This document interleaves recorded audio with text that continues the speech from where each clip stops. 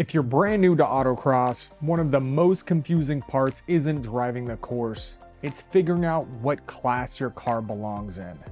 It can feel a little overwhelming pretty quick. So in this video, I'm going to break down SCCA Autocross classing using the official 2026 Solo Rulebook in big picture terms, like I'm explaining it to someone at their very first event. And real quick, if you're new to autocross or trying to get faster without wasting time or money, hit subscribe.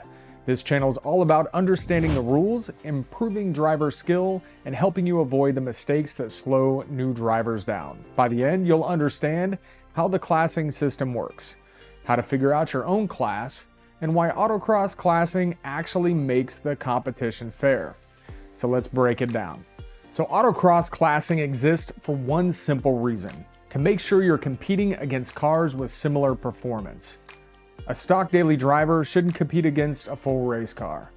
So SCCA organizes every car into categories and then into classes inside those categories. So more simply, your class is determined by two things: what car you drive and how modified it is. That's really it. So according to the 2026 Solo Rulebook, the categories go from least modified to the most modified, just like this. You've got street, street touring, street prepared, street modified, prepared, and then modified. Each step of the ladder allows more and more modifications, but also moves you to faster competition. So what does a street category really mean? The street category is where nearly all beginners should start. It's designed for cars that are registered, street-driven, and very close to factory configuration. You can drive to the event legally, run hard all day, and drive home smiling. No race slicks, no gutted interior, and no drama. The 2026 Rulebook allows for only limited modifications in street. Allowed examples include any shock absorber that mounts to the factory locations. One sway bar change, that means front or rear, but not both.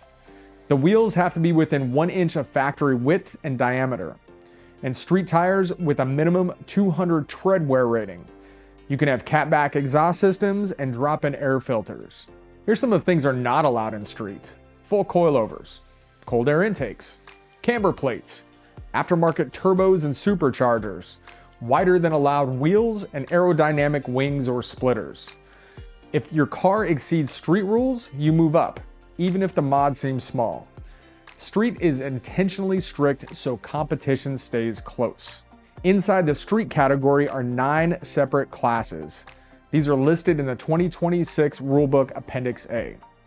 They are Super Street, A Street, B Street, C Street, D Street, E Street, F Street, G Street, and H Street. These letters roughly represent the performance potential, not driver skill. So let's talk about how to exactly find your class. First, download the 2026 SCCA Solo Rulebook. Number 2, open Appendix A for automobile classes.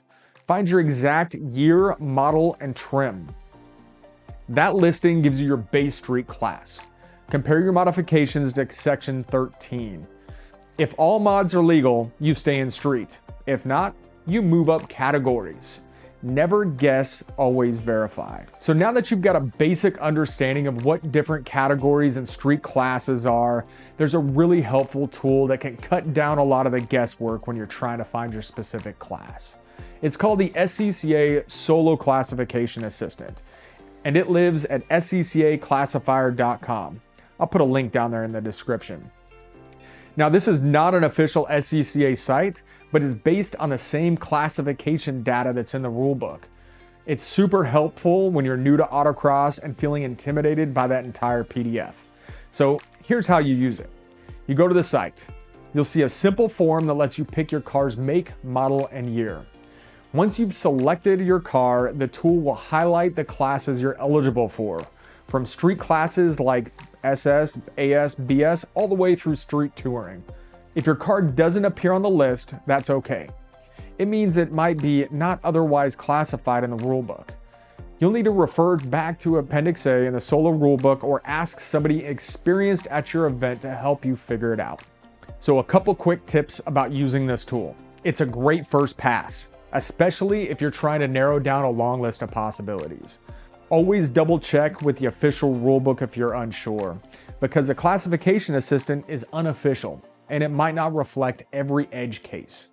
But for most daily drivers, especially the common ones, you'll get really close. Often the right answer right away. If you're new to autocross, here's a few tips. Don't chase classes, don't worry about trophies, don't over-modify your car. Focus on learning car control. The street class exists so you can compete immediately without building a full race car. Autocross rewards the driver far more than the machine. So if this video helped you understand autocross classing, go ahead and hit subscribe because there's more autocross awesomeness to come. And if you're not sure where your exact car falls, leave a comment with your year, model, and mods, and I'll try to help you figure it out.